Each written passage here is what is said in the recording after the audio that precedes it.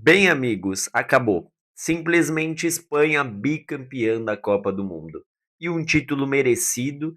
Depois de 16 anos, eles voltam a vencer a Copa do Mundo. E realmente eles bateram de frente com o que para mim era a grande favorita, que era a França.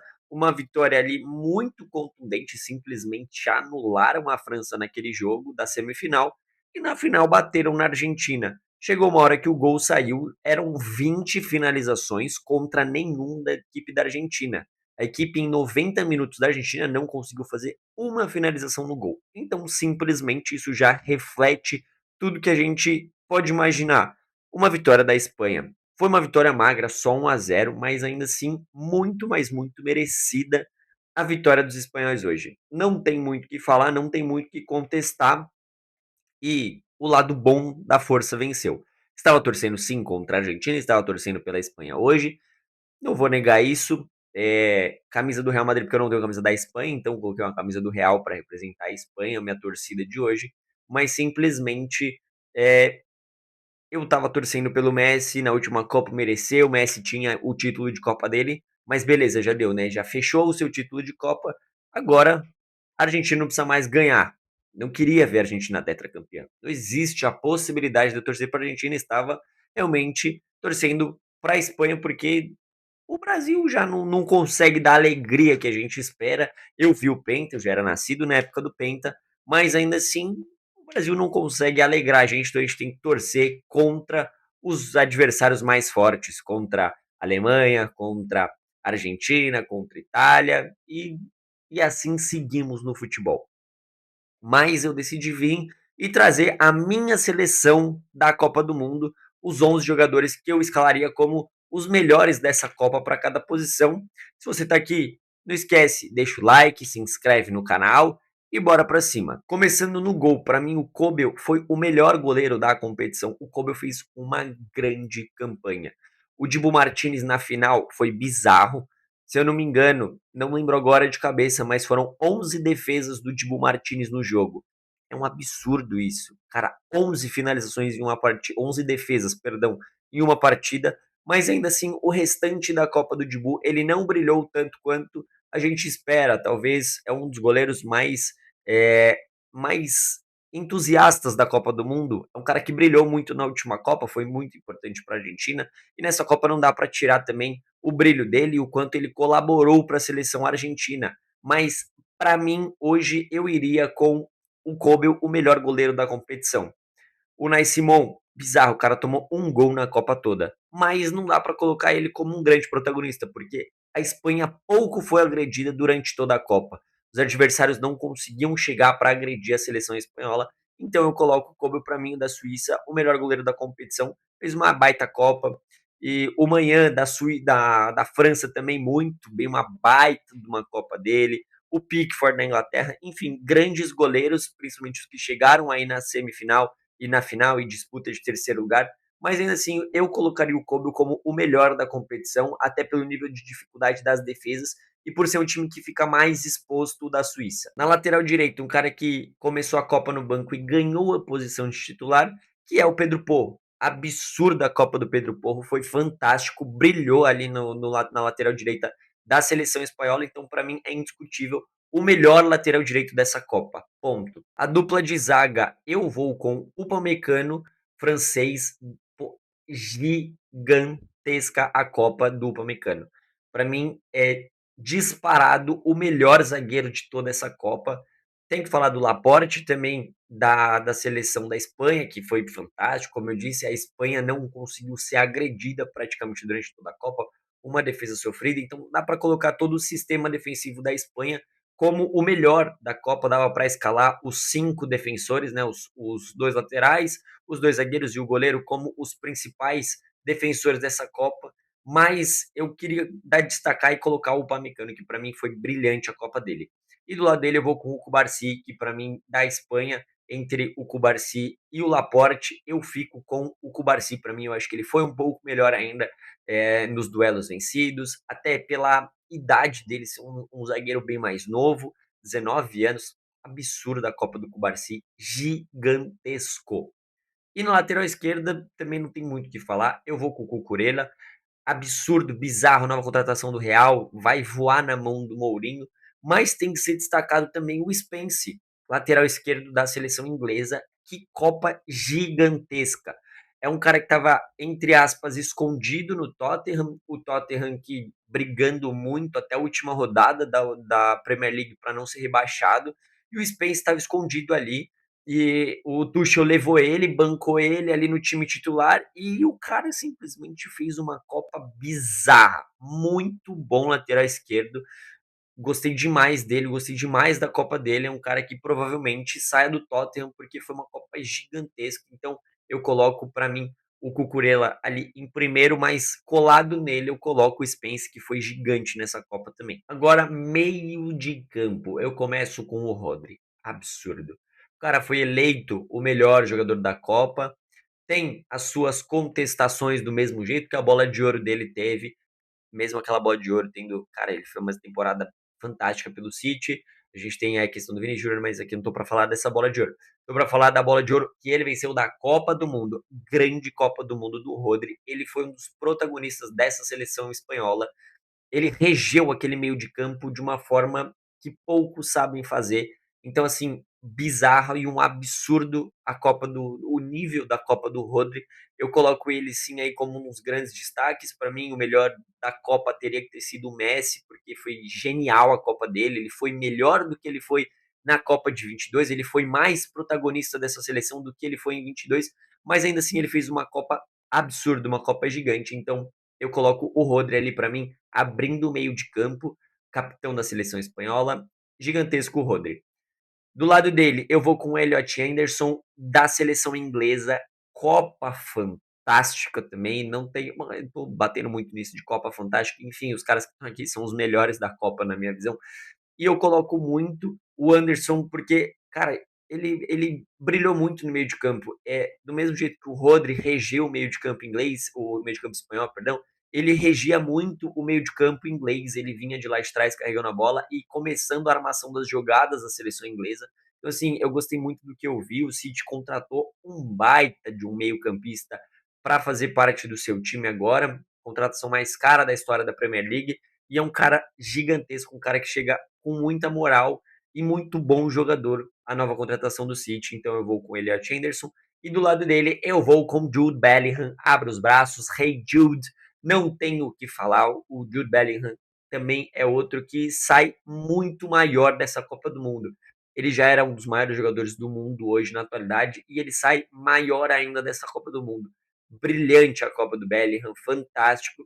E se o Anderson regia o seu time de lá de trás, o Bellingham finalizava a regência lá na frente, finalizava as jogadas lá na frente, gol, assistência, enfim, uma Copa em nível altíssimo do Bellingham e de toda a seleção inglesa também. Era uma seleção que chegou muito desacreditada e ninguém esperava chegar aí numa semifinal de Copa do Mundo. Fantástica a Copa da Inglaterra e eu coloco muito isso pelo pé dos dois jogadores, tanto o Bellingham quanto o Anderson. Mas tem as suas menções ali de jogadores que se destacaram muito nesse meio de campo. Eu coloco o Rice também, porque para mim um dos melhores meio-campos dessa Copa, num contexto geral, é o da seleção da Inglaterra. Gostei muito do que eu vi ali com o Rice no meio de campo, fechando junto com o Henderson e com o Bellingham. Eu coloco também o Manu Koné da França. Que Copa absurda. Ele entrou ali em muitas partidas.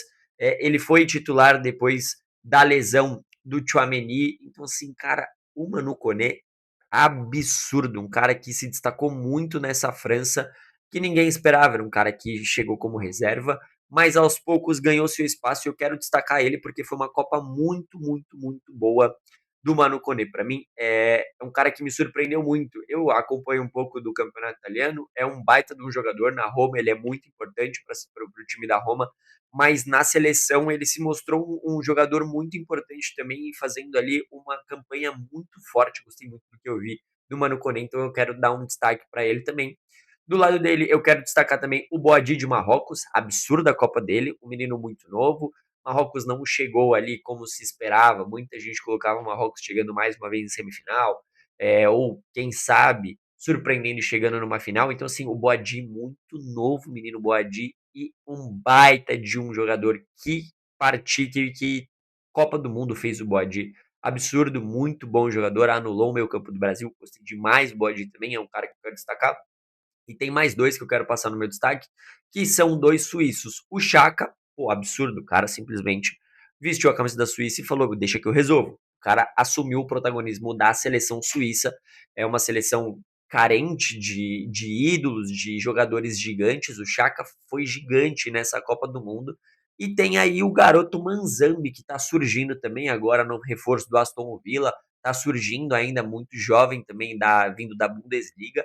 E uma Copa do Mundo absurda até a lesão dele, infelizmente ele se machucou e não jogou a última partida contra a Argentina, ali pela seleção suíça, mas ele foi fantástico na Copa como um todo, um grande destaque do Manzambi, gostei demais de ver a Copa dele, e para mim são dois jogadores ali que eu quero destacar também, que é o Chaka e o Manzambi. Agora a gente vai lá para frente, colocando ponta direita, indiscutível, não tenho o que falar, a gente tem Lionel Messi absurdo, bizarro, gênio da bola, ET. O cara é simplesmente vice-artilheiro da Copa do Mundo, vice-artilheiro da história geral da Copa do Mundo com 21 gols. Não tem o que falar, cara. O Messi, ele foi melhor do que ele foi na Copa de 22. A fase final da Copa de 22 foi muito boa do Messi, o começo não foi tão bom. Nessa daqui ele brilhou do começo ao fim da Copa. No final agora contra a seleção da Espanha agora na final, cara, ele até tentou muita coisa, mas muito preso, muito sozinho, sem parceria para jogar lá na frente. Ficou muito preso na marcação, muito encaixotado. A Espanha tem se destacado que marcou muito bem o Lionel Messi, deu pouquíssimo espaço, por isso que também não foi agredido pela seleção argentina, mas assim, para mim o Messi é bizarro, absurdo a Copa dele. Na ponta esquerda eu vou colocar o Quinones. Cara, que fantástico jogador o Quinones ali pela seleção do México. Ah, o México não chegou longe, não vale a pena colocar. Cara, não tem o que falar. O Quinones foi bizarro ali do lado esquerdo. Fantástico jogador. Um dos protagonistas, foi o protagonista da seleção mexicana. Se o pessoal da Casa TV ficou batendo muito ali, é a Copa dos protagonistas, dos protagonistas. O Quinones foi um gigante protagonista dessa seleção contra a seleção inglesa. Ele foi muito bem também ali, infelizmente acabou caindo nas quartas de final, a seleção do México, mas fez uma Copa gigante o Quinones para mim. Eu quero destacar muito ele, porque para mim eu coloco ele como meu titular ali na ponta esquerda. E que não é bem uma ponta esquerda, né? Um meia esquerda. E o Messi também não joga como um ponta direita, não joga enfiado lá na frente, é mais um meia direita. Mas enfim, vocês entenderam o esquema tático, é esse do famoso 4-3-3. E lá na frente, tem que mencionar também o Olise, né, não tem o que falar, não tem como não mencionar o Olise, que jogou tanto como meia armador, tanto como ponta direita, enfim, ele flutua muito ali nas posições do ataque, às vezes até de ponta esquerda, que não é o forte dele, porque ele é canhoto, ele cai também, então assim, não tem muito o que falar, o Olise também um grande destaque para mim, é o 12º jogador dessa seleção da Copa, ele briga com jogadores que não tem muito como disputar, mas eu acho que o que pesa muito contra ele foi o jogo contra a Espanha. Simplesmente ele foi anulado. Foi a pior partida dele na Copa para mim. Foi o jogo contra a Espanha, o jogo de terceiro lugar. Eu não quero nem comentar sobre. Ai, o cara não foi bem. Não quero nem destacar esse jogo. Não tem nem o que falar dessa disputa de terceiro lugar. Pareciam casados contra solteiros. Uma pelada com 10 gols não existe numa Copa do Mundo. 6-4, absurdo isso, bizarro. Não quero nem destacar muito, falar muito desse jogo. Eu tô anulando esse jogo do radar do Olise, porque, enfim, ele também errou muita coisa nesse último jogo, mas eu acho que a seleção, as duas seleções como um todo, estavam bem com o pé no freio ali, descendo na banguela, assim, sem muito esforço. Mas baita campanha, baita Copa do Olise. E lá na frente, cara, não tem como não colocar o Mbappé como centroavante dessa equipe. Simplesmente o cara que foi o artilheiro da Copa, com 10 gols, não pegou adversários tão babas, adversários tão difíceis assim, não pegou adversários tão fáceis, perdão, para ser, nossa, tipo, fez 5 gols no jogo. Não, pô, o Mbappé fez uma Copa fantástica, brilhante, maior artilheiro da história das Copas do Mundo, 22 gols em Copas do Mundo. O cara tem 3 Copas só e 22 gols marcados. Enfim, ele provavelmente jogue mais duas ou até, quem sabe, 3 Copas. Então, cara, não tem o que falar. Ó, ele é bizarro, ele ama essa competição mais do que tudo. Não à toa ele quer fazer gol, você vê que o cara é um psicopata, quer fazer o gol ali, ele quer chegar pra marcar, pra botar a bola pra dentro, tem jeito. Mas tem que destacar também, Harry Kane, fantástico, mais uma temporada absurda do Harry Kane. A temporada como um todo, pra mim, ele segue forte na briga pela bola de ouro. Gostei demais da Copa do Kane, é um jogador muito voluntarioso, que ele sai para armar jogada, ele vai lá atrás, abre espaço para a chegada no meio-campista, que muitas vezes era o Bellingham que pisava na área. Então não tem o que falar, não tem como contestar. Eu colocaria o Harry Kane ali como o meu reserva dessa seleção, porque é muito forte. E o Haaland também, como que eu vou deixar o Haaland de fora? O cara simplesmente absurdo na primeira Copa dele, já cansou de fazer gol, foi para cima. Enfim, o Haaland também é outro maluco do gol, não tem para onde correr. O Haaland fez uma Copa fantástica. Gostei demais também da Copa dele. Estreante em Copa e sentiu zero o peso, maior artilheiro da história da seleção norueguesa. Enfim, é um cara que dispensa comentários. E como melhor treinador dessa Copa, não tem como deixar de fora o De La Fuente, né? Simplesmente o campeão da Copa do Mundo. Mas o Scaloni tem que ser destacado, porque a seleção da Argentina chegar na final passa muito pelas mãos ali, pelo famoso dedo do técnico, dedo do treinador, passa muito pelo que o Scaloni fez durante a Copa, de como ele armou o time. Ele é um cara que muito estudioso, que ele muda o time de um jogo para o outro, dependendo do que precisa ser feito, de como que ele quer propor o jogo, de como ele quer propor a sua formação tática. Então, assim, o De La Fuente foi bizarro, uma baita de uma Copa, anulou para mim a melhor seleção que era a francesa e venceu e é o campeão. Não tem como tirar isso de esse prêmio de melhor treinador da Copa dele, mas eu quero muito destacar o Scaloni que fez uma grande campanha também e o Tuchel, tirando o jogo contra a Argentina que, porra, nossa, cara, eu tô com raiva dele até agora daquele jogo contra a Argentina que ele simplesmente resolveu mudar o time, colocou 27 zagueiros dentro da área, cara de 2,5 metros e tomou um gol de cabeça do Lautaro Martinez, que tem 1,70 m.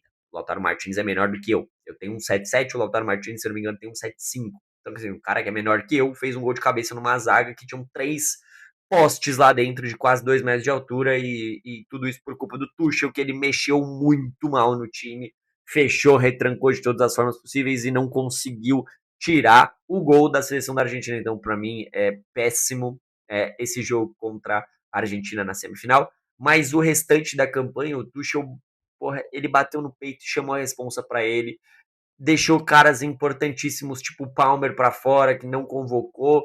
E não convocou o Arnold, que também é um grande lateral direito. Então, assim, ele bateu no peito, chamou a responsabilidade. É meu maluco? É meu maluco, mas chamou a responsabilidade nessa Copa e ele foi com as convicções dele até o final e perdeu no detalhe para a Argentina, num detalhe burro, mas perdeu no detalhe.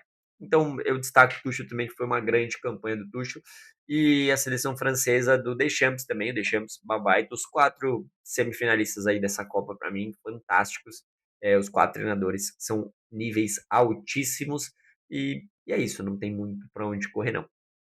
Rapaziada, essa é a minha seleção. Deixem aí nos comentários a opinião de vocês, o que vocês acham, vocês acharam dessa minha seleção, quem vocês mudariam, se vocês acham que tem que entrar alguém. Talvez eu tenha errado no gol, o Alisson tenha sido melhor do que o Kobel. Não sei, vai de cada um, vai dar sua opinião. Deixa a sua opinião aqui embaixo. Não esquece de se inscrever no canal, ajuda a gente a crescer, a gente está começando a crescer. Quem sabe aí a gente não chegue, se tudo der certo, logo logo nos 150 inscritos, mas estamos crescendo aos poucos. Aí estamos com 131, se eu não estou enganado no momento que eu estou gravando esse vídeo. Então se inscreve, deixa o like, ajuda a engajar o vídeo. E se você quiser me acompanhar nas redes sociais, nas outras redes sociais, lá, principalmente no Instagram, eu posto muito dia a dia, muitos comentários sobre futebol assim mais rápidos nos stories. Então, se quiser me acompanhar, minhas redes sociais estão aí na descrição do vídeo, giovanni.paravela. É isso, rapaziada, tamo junto, até a próxima e é nóis.